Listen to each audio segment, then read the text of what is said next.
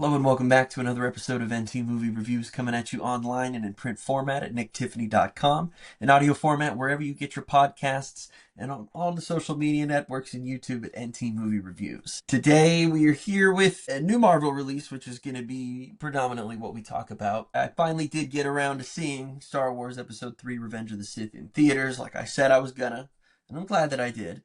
And then we've also got Another Simple Favor, Blake Lively, and a Kendrick, Paul Feig, out on Amazon right now. So that's kind of what our week looks like. Of course, there's a great studio episode to touch on, but we'll get there. Thunderbolts. Thunderbolts with Marvel was something that years ago, whenever it was announced, it was one of those that I scratched my head at for a number of reasons. You know, we're really banking on a lot of people watching a lot of these Disney Plus TV shows, or I can't remember if it went, I think it went straight to Disney. The Black Widow movie, where you bring in Yelena, Red Guardian, Florence Pugh, and David Harbour. I don't know how many people have really actually seen either of them in the Marvel Universe. I feel like a lot of people are going to go into this film like, Kurt Russell's son is Captain America? When did that happen? And he's not really anymore if you saw Captain America 4 Brave New World that just came out recently. So we're really getting into murky territory with Marvel, where having to do some of this homework, and this is something that's come up at Marvel Studios, I guess, is this feeling of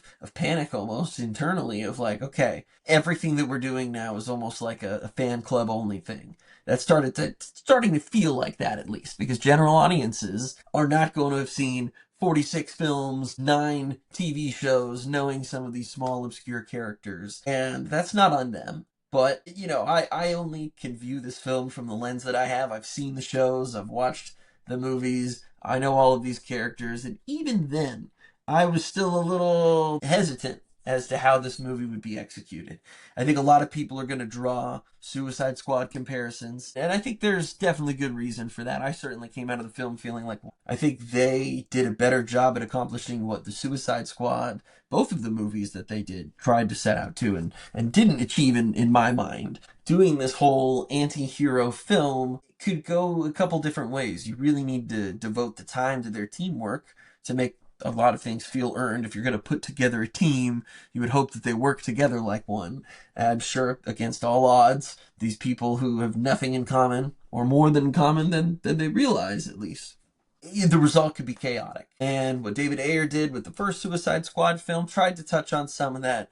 Of course, his vision was obscured by Warner Brothers after the release of Deadpool. You know, we need more comedy. We're going to cut the soundtrack. We need 21 Pilots and a bunch of pop stuff. We need Instagram moments, pop flair. Completely butchered the film and turned it into something, you know, Frankenstein version. A movie trailer company took over the editing of the film and completely re-edited it after some reshoots. And so that's just a whole, I don't totally blame Ayer there for how the film kind of plays out. But the movie that we got, there's some good parts, there's some really bad parts. And the sum of its parts does not create a whole movie that is worth maybe recommending. Yeah, it won an Oscar for, I think, costume design, but I don't know. And then James Gunn's The Suicide Squad definitely leaned into the comedy. Rated R, so we're going to be bloody. We're going to be, you know, a little more wisecracking with some of our jokes and our swear words. But again, I think that for what they tried to rush through as far as we're making this family of misfits and these people who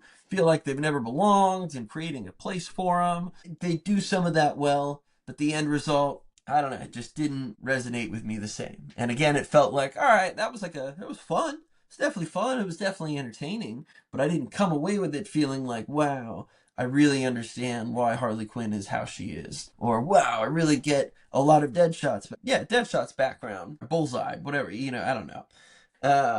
So I don't know. Both of those movies have great moments, but did not land the plane. And I was surprised as hell when Thunderbolts not only had the moments, but also landed the plane. This is a movie that I feel like could have gone wrong in so many different ways for the reasons I've mentioned. But despite all the odds working against them, this is definitely one of the better Marvel films I've seen in a really long time. And one that actually plays out like a movie and not your classic superhero romp. Yes, are there a few too many jokes and cheesy moments? Sure. And that's baked in with Marvel. I think for me, yeah, that probably does dock it a little bit because I think there's a couple moments that, hey, if you didn't do that quip there, this would have resonated a little longer. It would have been a better moment. It would have lasted a little bit longer, perhaps. But that's I don't want to say nitpicking at this point with Marvel, because you know that that's almost baked in to the scripts, to everything. There's gonna be humor, there's gonna be moments, and to be fair, the audience I saw it with was totally the Marvel audience. They got a hoot out of everything. Every joke landed for them. So good for them. I mean, like, a lot of stuff landed for me, but they can't get out of their own way sometimes at Marvel. But I was stunned, because really this felt like a movie about Yelena. This is a Florence Pugh driven vehicle picture that not only showcases why she's such a spectacular talent, how she can move between doing incredible dramatic roles, doing things with Ari Aster that just blow your mind, and then coming to Marvel and still making a lasting impression, where a lot of people who make that transition are just kind of like, oh yeah, it's fun to see X celebrity in new comedy, comic film. That is a formula you could just copy and paste, and it's like, yeah, that works. I'm with it. Sure. Rather than casting an unknown, I suppose. And Florence Pugh just takes this movie in so many different directions, and truly the story itself goes in so many directions that I really wasn't expecting. This is a film that deals with grief, it deals with depression, it deals with mental health and our internal stability and our values and how we see ourselves.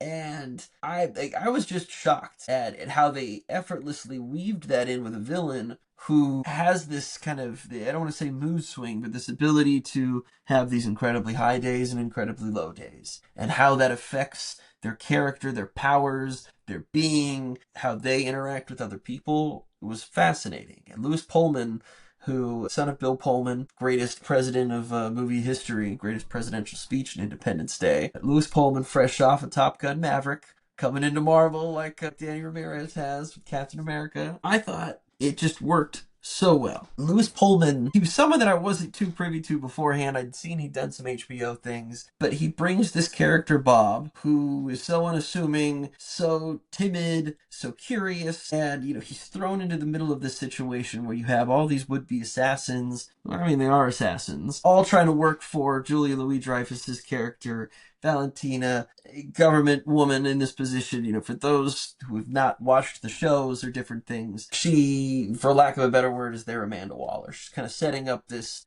team. She runs these operations behind the curtains, trying to clean up loose ends to keep her out of hot water. And, she's pitting John Walker, played by Wyatt Russell, who was the now disgraced former Captain America after Steve Rogers took the super soldier serum. It really enhanced his strength, sure, but it really exacerbated the things that were already inside him, which was rage, which was anger. We see in the Winter Soldier show him decapitating a dude with the shield. Really iconic imagery that's stained and bloody. You've got Red Guardian and Yelena from the Black Widow film, and Yelena popping up, I believe, in the Hawkeye TV show as well. But Yelena, a Black Widow, much like her sister, Natasha, R.I.P. Natasha, she find her at the start of the story just completely unfulfilled in her life. She's doing job after job, but has no meaning and is deriving nothing from the work that she's doing. She's not happy. She goes through life's motions. She's drinking. She's just blacking out. Life is unexciting, and she wants to be doing something different. There's this feeling of, I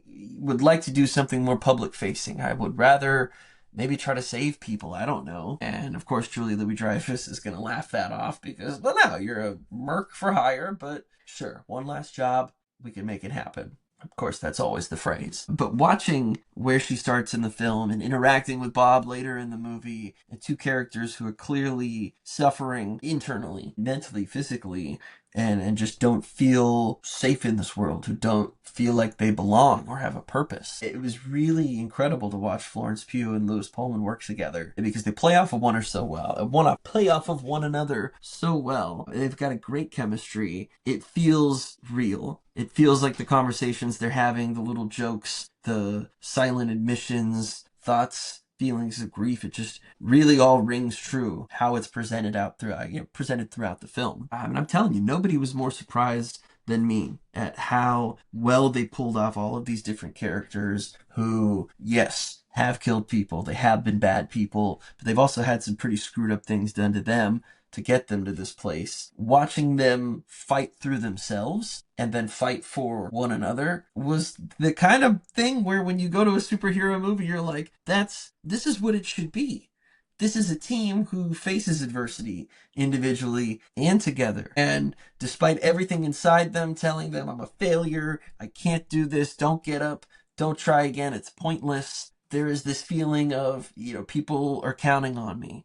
And people feel like I could be more than what I see for myself. And maybe that sounds cheesy. I don't know. Just watching this kind of play out through the movie, it just felt tonally and totally different than anything Marvel has done, at least in a really long time. And I've read a lot of people's reviews. I've talked with a lot of friends about this film, and people are like, this is climbing the ranks, Bob. Like, a lot of people saying top 10 Marvel. I don't know if I'm there yet, but I'm definitely going to see this again. I had a great time with the film. Totally, I think the first viewing still, right now, I'm still kind of stunned by what I saw. There's great action. There are great movie moments. There's some really unique and interesting ways that they play within the world of the comic book sphere and how you can jump into people's minds and how we showcase trauma. It was not your comic book traditional slop. There is meaning here. These characters feel realized, and they all work great together. So Thunderbolts gets a huge thumbs up from me, especially if you're keeping up with Marvel, if you know all the players, I think you're going to go into this and have a great time. If you don't know the players, maybe like Guardians of the Galaxy, I think you're still going to come into it with an understanding that, okay, I know their roles, you do get a little bit of backstory, and by the end, you're like, I'm on these guys' team. Absolutely. When do I get to see these people again? That is a great feeling to come out of, especially for a Marvel movie, the direction we're moving towards. So I feel real confident moving towards Fantastic Four, and hopefully Marvel just kind of keeps this ball rolling in this direction, because I was also one of the few that was like, I enjoyed Brave New World. I think people gave that one a little too much crap that it didn't deserve, but I think they're moving in the right direction. Less of the TV shows, less focus on some of those Z-list characters. And if you're not going to have those big returning people, you're going to have to do something. So Thunderbolts, can't recommend it enough. Keeping with Disney, re-releases, Star Wars Episode 3 continued to make bank throughout this last week. Managed to go see it one night. It was playing like every 2 hours at the movie theaters around me, so it's a great sign. It was a pretty full theater, and as expected, it was pretty fun. There's still moments that are laughable, whether it's visual effects, whether it's some of the writing, whether it's some of the delivery of the lines, Anakin, Padme, even Obi-Wan, even some of the classic ones that you're like, it's the meme. You're gonna hello there. And he's doing the General Grievous stuff. It's funny. Culturally relevantly now, it's funny to see some of those things, or you're in the theater and you can see someone like, oh my god, he said the line, oh my god. The lightsaber battles, biggest standout to me was like, dude, Star Wars hasn't done anything this cool or great with lightsabers since Episode 3. Even if it feels so extra that they're waving it around and spinning it 5 extra times before they actually collide, I was like, this just looks better than most of what we got in, 7, 8, 9. There's some great moments throughout the films, especially I'll give it to The Last Jedi. That whole throne room sequence, great. Great use of lightsabers, great use of action, some of the other people's weapons, the Praetorian Guards, awesome stuff. But I'm like, we need 10-minute long sequences with Duel of the Fates or some score similarly playing in the background. That stuff's exhilarating. And there's moments where this just feels like this is pure Star Wars. And this is what I came here for. And I'm so thrilled for it. And then, Palpatine. God, watching Palpatine is just so much fun. Watching the role slowly develop and the voice from Ian McDiarmid change. Wonderful. Just from the first Count Dooku beheading. Do it. He's just so good. It's so much fun. Mace Windu, R.I.P. He tried.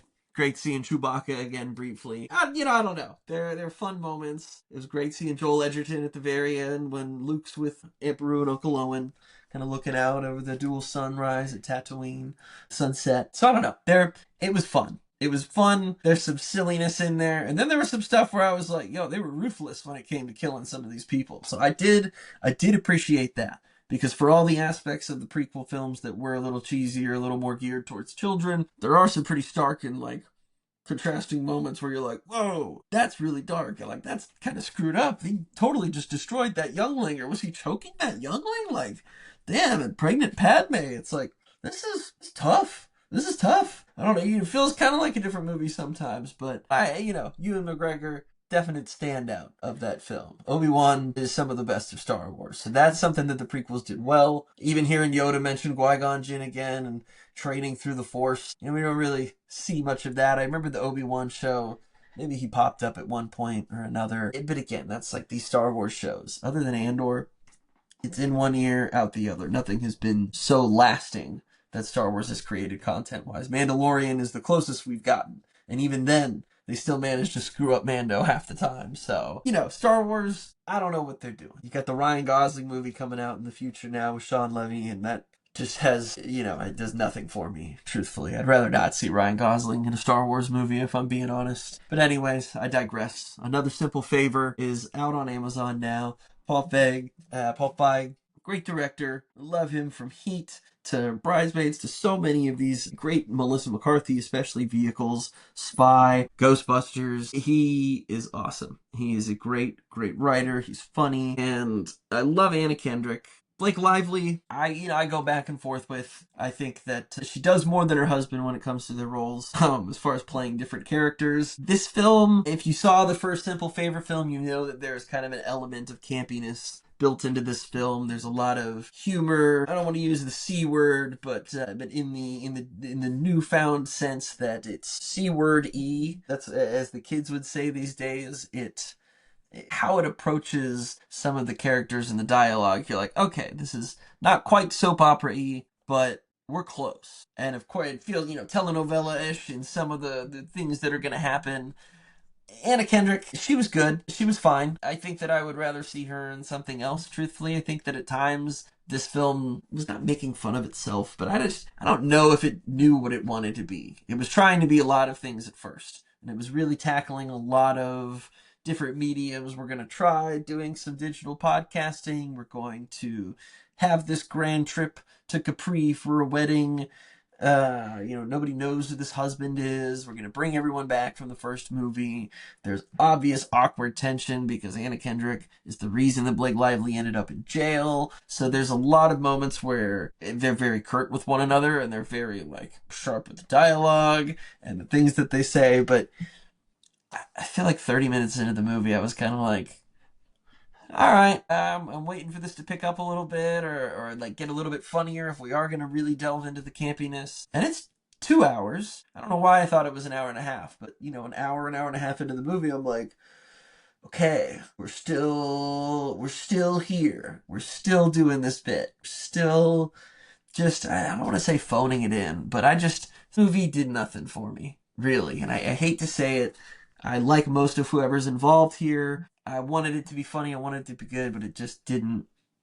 I don't know. It didn't work for me. And I'm not the only one, it seems like, as far as people I've talked to, movie lovers, movie film critics, and just randos. They're it's fine. I get why it went to Amazon first, truthfully. And it's unfortunate to say, but I don't know. I fear they're already maybe working on a third one, so we'll cross that bridge when we get there. Fortunately, we had a great episode of The Studio this week, all about casting to really bring the mood up, to bring some liveliness. The Studio continues to be awesome, and this episode, all about casting the Kool-Aid movie, just is so freaking timely, so specifically funny, especially if you're online, especially if you understand the woke dialogue, the anti-woke. You can't have a black man with a white wife in this movie, and we've got to go ask black women what they think of this. We've got to go ask black people, hey, can we do this combination? What do you feel like if Kool-Aid's black? Does the wife need to be black? Or what if she's Asian? And we can hit a couple different demographics. And watching them, not only just saying these things out loud, but having these conversations, wondering what the internet backlash is going to be like. Okay, we can't have black husband, black wife, because now it's a black movie. And the antagonists are white. So what are we saying here? The stuff is riotous. It is so funny. It really speaks to, I think, how studios and people these days overanalyze everything. Ice Cube's got a bit role in it that's just perfect. It's great. The show is incredible. We also got 3 episodes of Andor this week that just continue to propel the show in the direction towards Rogue One. So many incredible lines from Saw Gerrera to Luthen. This show is so impressive on so many levels. Speaking to the ideas of what it is to create this rebellion, the fact that you are not going to reap the benefits of the people who you're fighting for, who may not even know that you're fighting for them. There's so many themes in this film that just like, again, I got goosebumps talking about it. The maturity of how they discuss the politics in this world, watching the Empire and how they're secretly almost trying to instigate rebellion so that they can stamp it out. It's evil. And it is so affecting and chilling in the sense, too, that you're like, this is what actually happened in real life. This is how media, empires, places control the narrative. It just, for a lot of people, I feel like could not be more timely right now. So if you're not watching Andor, please start season 1, watch through season 2, because we're so lucky to have this show. I think Tony Gilroy has signed on to write the new Miami Vice film. So that's going to be super interesting. But keep an ear and an eye out here in the next couple weeks. We're going to have the Seattle International Film Festival starting up. So there's going to be a lot of festival coverage coming out.